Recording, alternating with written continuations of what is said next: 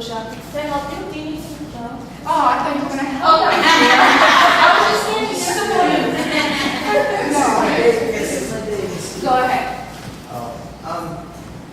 who are you? Well, thank you for your point very much. So, because it's important that we do remember that there are issues of classism. Thank you. I'm sorry. My name is Ron Warren from Norwich, and part of this struck me when you were just having the conversation about the redlining and the home ownership.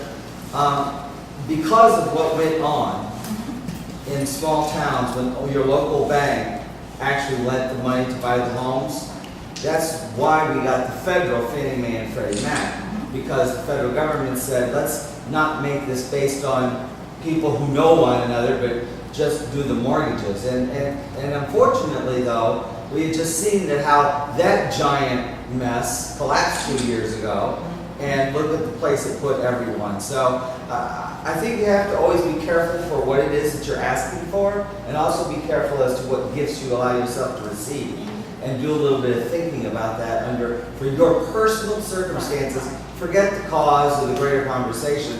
Check in for yourself to make sure that it's going to be right for you, and one size does not fit all. Right. Opportunity.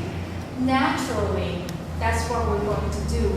And this fiasco with the housing foreclosures, the biggest bulk of the people that have been impacted by that have been African Americans and Latinos.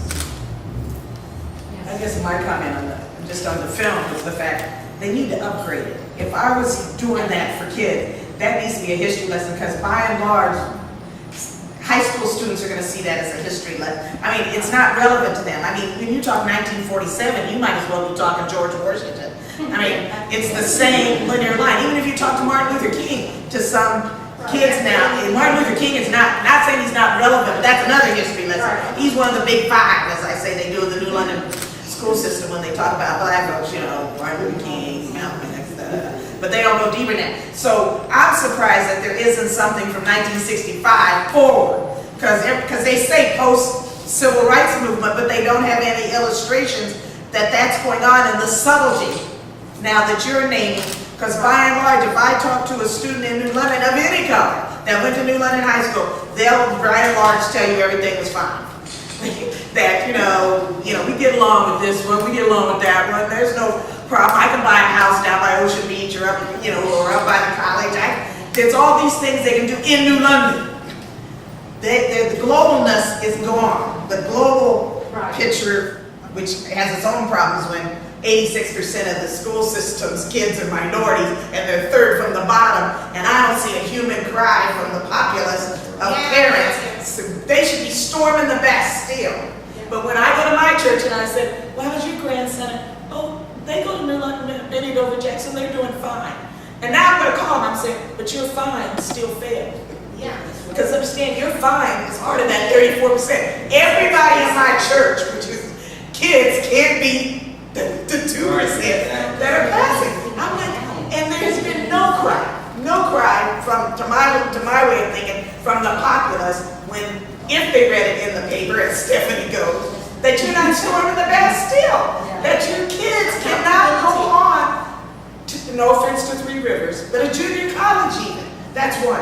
Number two, they're channeling Latino people of Latino descent to Winthrop High Rise. There are people who are minorities who cannot get housing in New London. But right now, Winthrop High Rise is being changed slowly but surely.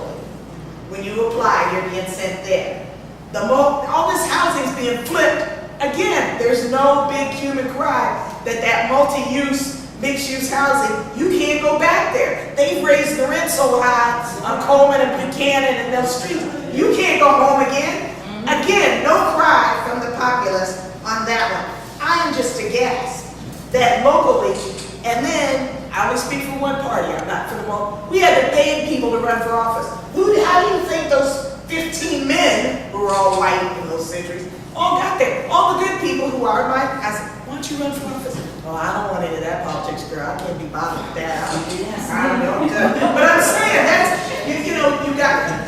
we begged people. We finally have a multicultural slate, but I'm telling you, it was everything but the kitchen sink to pull them out. Who do you think made those decisions And everything in the world, whether you like it or not, is a political decision. Everything, whether your kid has paper and pencils in school, is a political decision by somebody, and you don't want to be part of the process. Oh, I'm just a guest. Yeah. And whether you get free, reduced, and free lunch is a big deal too. And they're counted different. Yes. I've worked in the school system, and they actually, when they come in to do the overview, they pull out free, reduced, and can play full. And that's how you get your count, but that's how you get your grant money too. Thank you. Well, I'm gonna, just for a second, I'm gonna do this, okay? Anybody that wants to stay is welcome to stay. But we, it's finished, so if you wanna go, you can go. But there's, open for people to stay. Okay, hold on a Think second. about affirmative action programs. That, and people hate it. Why do you have these affirmative action programs? There was an affirmative action program in Levittown, and it was not for black people. Right. That's You right. know, That's that right. was the affirmative